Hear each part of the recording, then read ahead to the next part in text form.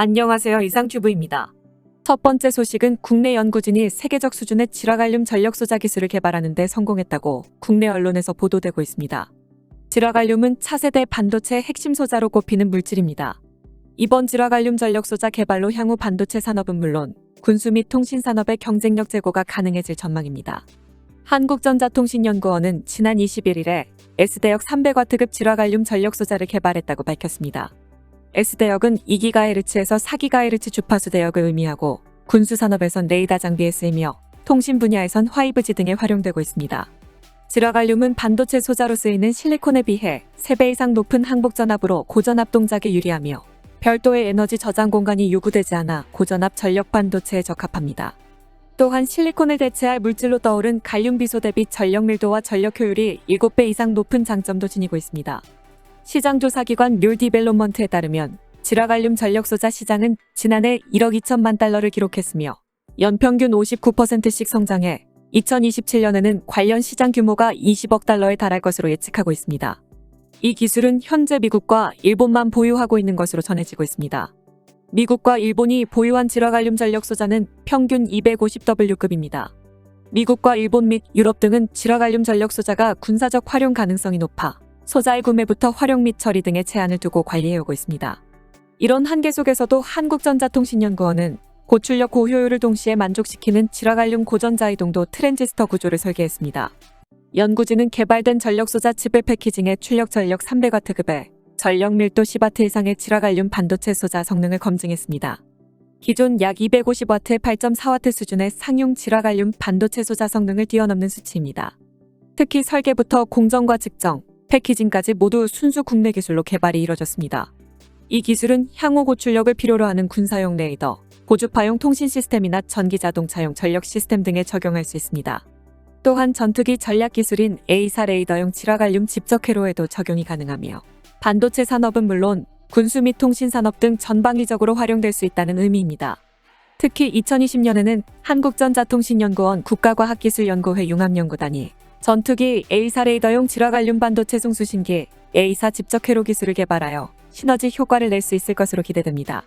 이어 한국전자통신연구원은 이 기술이 반도체 핵심 부품 국산화에 기여해 산업 경쟁력을 높이고 소재의 해외 의존도를 줄이는 데 도움이 될 수 있을 것이라며 국방 레이더와 통신 및 6G 차세대 이동통신 등 반도체 핵심 부품의 국산화와 일본의 주요 수출 규제 품목 중 하나인 지라갈륨 기반 집적 회로 개발 연구도 심화할 예정이라고 밝혔습니다.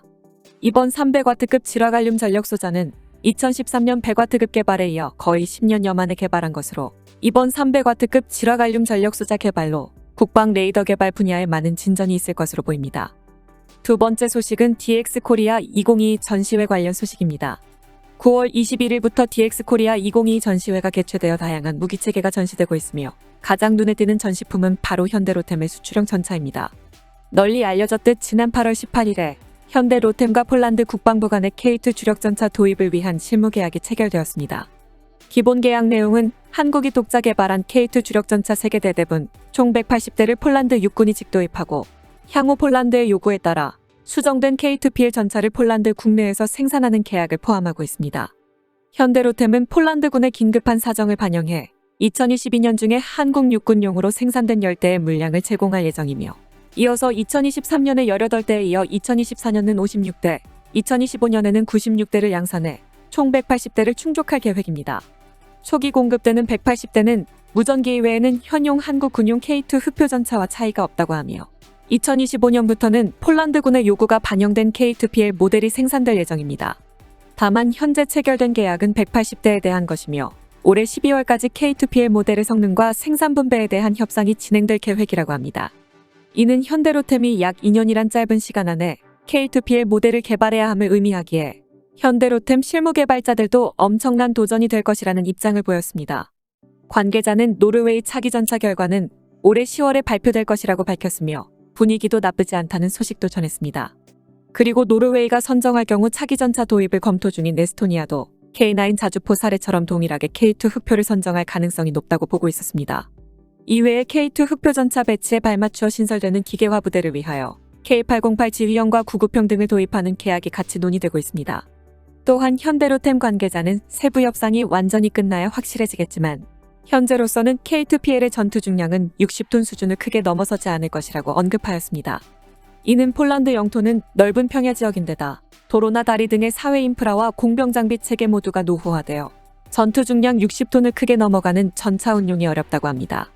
그래서 급한 상황 때문에 어쩔 수 없었지만 미국을 통해 도입한 M1A2C 전차 운용에 대해 벌써부터 어려움을 느끼고 있다고 합니다. 이번 전시회에서 현대로템은 과거에 공개되었던 7x2개 로드 휠을 갖춘 K2PL 외에 6x2개의 로드 휠을 갖춘 노르웨이 수출형 K2NO 모형인 사막 수출형 K2 전차 모형을 공개하였습니다. 다만 관계자는 국내에서 제공할 수 있는 최대의 기술 옵션을 보여주는 예시일 뿐 실제 이와 동일한 형태의 모델이 개발됨을 의미하진 않는다고 밝혔습니다. 그럼 K2PL에는 어떻게 등장할까요? 먼저 폴란드 육군이 자국 환경을 반영해 개발한 성능 개량형 레오파드 2PL 전차의 전투 중량 역시 60톤 이하로 제한했고 실제 59톤의 전투 중량을 가집니다. 전투 중량을 줄이고자 레오파드 2PL은 IBD사가 개발한 MMC를 사용함과 동시에 정면 방어력을 중시하고 측면 방어력 수준은 제한하였습니다. K2PL도 비슷한 선택을 할 가능성이 높다고 합니다. K2PL의 정면에는 현재 국가연과 삼양컴텍이 개발하고 있는 수출형 KSAP 복합장갑이 도입되며 관계자는 당연히 방어력은 비밀이며 기존 K2 흑표전차보다 우수한 방어력을 가지고 있다는 점만 공개하였습니다. 그리고 제한된 중량과 부피에서 우수한 방어력을 확보하고자 MMC 수준은 아니지만 장갑 재료 등의 새로운 신소재가 사용되었다고 하는데 당연히 그 부분은 밝히지 않았습니다. 굳이 폴란드용 K2PL과 닮은 모델을 찾는다면 전시회에 공개된 K2 흑표전차 사막형일 것입니다. 어쨌든 폴란드용 K2PL이 어떤 모습으로 공개될지 궁금해집니다. 세 번째 소식은 레드백 장갑차가 올 10월에 폴란드에서 발표된다는 소식입니다. 폴란드의 방위산업 전문 매체인 디펜스24는 지난 19일에 폴란드군이 도입을 검토 중인 한국산 보병 전투차 레드백에 대해 다가오는 10월에 폴란드에서 발표될 것이라고 보도하여 주목을 받았습니다. 한화디펜스가 해외 수출용으로 개발한 레드백은 방어력을 중시하는 해외 시장의 요구를 정조준하고 있습니다. 레드백은 방탄 및 대지뢰 능력에 관한 나토 규격을 뜻하는 스타나그 4569에서 최고 규격인 레벨 6을 웃도는 방어력을 갖췄으며 호주 육군용으로는 액티브 방호 시스템인 아이론 피스트와 시스루 장갑의 개념을 구현해 상황 인식을 확장시키는 아이언 비전을 통합하고 있어 완전히 디지털화된 전투 관리 시스템은 스타나그 474와 완전한 호환성을 갖추고 있습니다. 특히 우크라이나에서 대전차 무기에 대한 장갑차 보호 능력이 주목되면서 유럽을 중심으로 레드백에 대한 관심이 높아지고 있고 한국산 장비를 대거 도입하는 폴란드 역시 예외는 아닙니다. 디펜스24는 폴란드 육군 관계자의 취재에 근거해 M1A2가 배치되는 폴란드 제18 기계화 사단 전용으로 레드백의 도입이 검토되고 있다고 밝히며 K2나 K2PL 등 한국산 장비가 배치되는 부대에는 폴란드가 개발한 보르숙 장갑차가 배치될 예정이라고 밝혔습니다.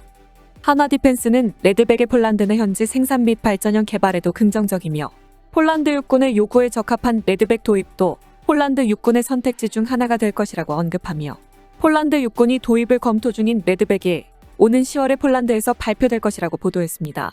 아마도 올해 10월에 레드백의 폴란드 도입이 발표된다는 의미일 것 같지만 이것이 사실이라면 K2나 FA50에 이어 레드백까지 유럽 상륙을 이뤄내는 것이어서 대단한 성과로 보입니다. 그동안 폴란드의 레드백 도입은 오래전부터 폴란드 언론에서도 소문이 나돌았기 때문에 갑자기 나온 이야기는 아니지만 이렇게까지 구체적인 이야기가 나온 것은 처음이어서 주목할 만한 소식으로 보입니다. 이상 마치겠습니다. 시청해주셔서 고맙습니다. 이상튜브였습니다.